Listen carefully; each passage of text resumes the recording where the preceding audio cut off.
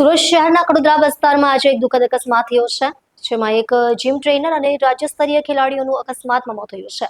આ ઘટના સુરત મ્યુનિસિપલ કોર્પોરેશનની ડોર ટુ ડોર કચરા ગાડી સાથે ટક્કર લાગતા મોતને ભેટ્યા હતા. ઘટનાની વિગતવાર અહેવાલ પ્રમાણે અકસ્માત દરમિયાન જીમ ટ્રેનર તેમજ ખેલાડી કચરા ગાડી સાથે અથડાયા, જેના પરિણામે તેઓને ગંભીર ઈજા થઈ અને તત્કાળ સ્થળે જ તેમનું મોત થયું.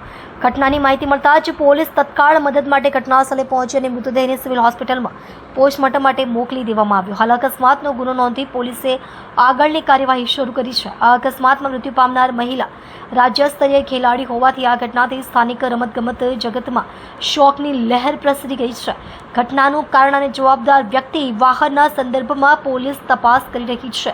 સુરત મનપાની કચરા ગાડી સાથે થયેલા અકસ્માતને લઈ શહેરમાં ટ્રાફિક સલામતી અને કચરા વ્યવસ્થાપનના નિયમો પર પ્રશ્નો ઊભા થયા છે.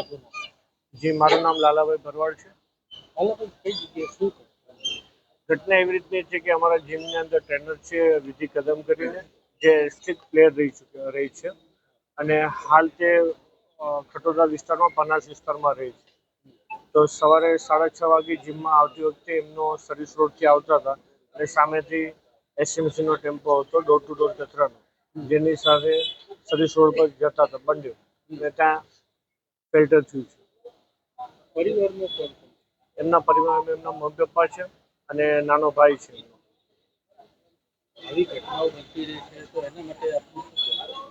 ઘટના આ બાબતે હું ફિલહાલ એવું જાણીશ કે પોલીસ તપાસ કરી રહી છે.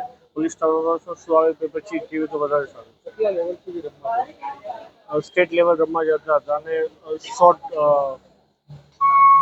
શું કહેવાય ના 100 મીટર્સની શોર્ટ રનિંગમાં રમતા હતા.